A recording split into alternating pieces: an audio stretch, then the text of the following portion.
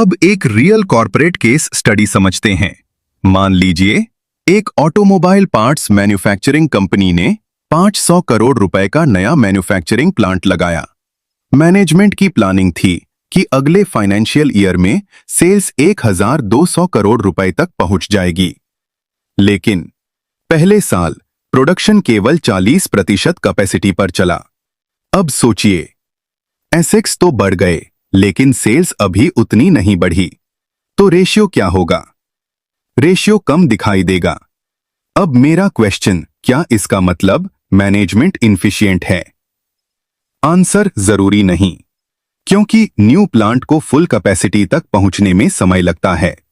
पहले इंस्टॉलेशन, फिर trial production, फिर कस्टमर अप्रूवल, फिर कमर्शियल प्रोडक्शन, उसके बाद जाकर सेल्स बढ़ती है। इसलिए प्रोफेशनल फाइनेंशियल एनालिस्ट केवल एक फाइनेंशियल ईयर देखकर डिसीजन नहीं लेता। वह 3 ईयर ट्रेंड देखता है, 5 ईयर ट्रेंड देखता है, कैपेसिटी यूटिलाइजेशन देखता है, फ्यूचर ग्रोथ प्लान देखता है। याद रखिए, 1 ईयर रेशियो कभी फाइनल डिसीजन नहीं देता। मैं फिर रिपीट करता हूं, always analyse multi year trend.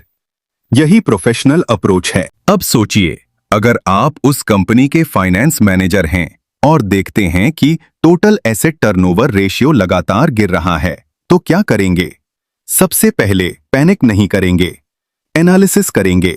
सबसे पहले आइडल एसेट्स आइडेंटिफाई करेंगे, अनयूज्ड मशीनरी देखेंगे, हाफ कैपेसिटी पर चल रही मशीन्स आइडेंटिफाई करेंगे, प्रोडक्शन कैपेसिटी एनालाइज करेंगे, डिमांड फोरकास्ट रिव्यू करेंगे, लो परफॉर्मिंग एसेट्स की लिस्ट बनाएंगे।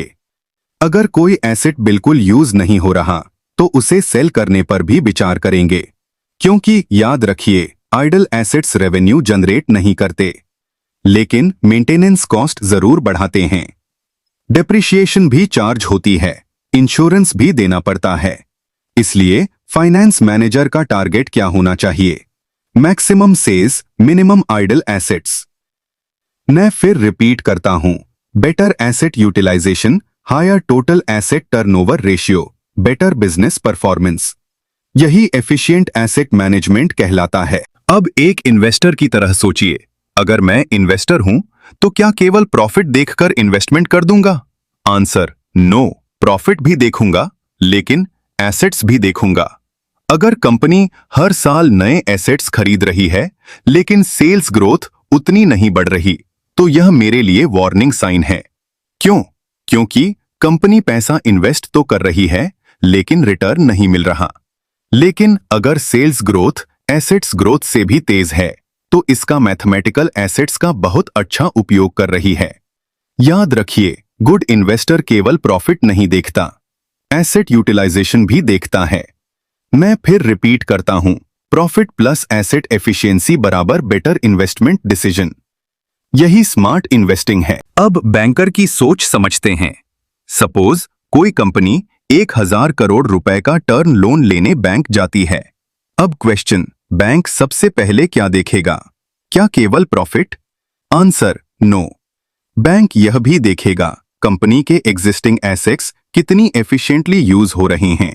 अगर एग्जिस्टिंग प्लांट सिर्फ 50% कैपेसिटी पर चल रहा है तो बैंक पूछ सकता है, जब करंट प्लांट पूरी तरह यूज नहीं हो रहा तो नया प्लांट क्यों चाहिए? यही कारण है कि बैंक लोन अप्रूव करने से पहले टोटल एसेट टर्नओवर रेशियो भी एनालाइज करता है, कैपेसिटी यूटिलाइजेशन भी देखता है, बिजनेस प्लान भी देखता है, फ्यूचर सेल्स प्रोजेक्शन भी देखता है।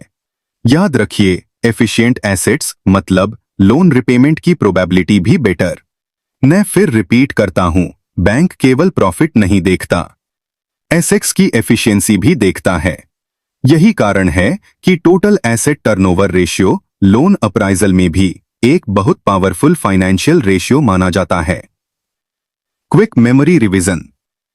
चलिए अगले पार्ट में जाने से पहले 1 मिनट में पूरा रिवीजन करते हैं। पहली बात, एसेट लाइट बिजनेस बराबर जनरली हायर रेशियो। दूसरी बात, कैपिटल इंटेंसिव बिजनेस बराबर जनरली लोअर रेशियो।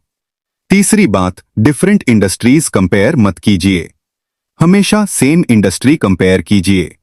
चौथी बात, एक फाइनेंशियल ईयर देखकर डिसीजन मत लीजिए। हमेशा 3 से 5 साल का ट्रेंड एनालाइज कीजिए। और पांचवी, याद रखिए, इन्वेस्टर, मैनेजर और बैंकर तीनों प्रॉफिट के साथ साथ एसेट यूटिलाइजेशन भी जरूर एनालाइज करते हैं। अगर आपको ये 5 बातें याद हैं, तो आपने प्रोफेशनल फाइनेंशियल एनालिसिस का सबसे महत्वपूर्ण कॉन्सेप्ट सीख लिया है।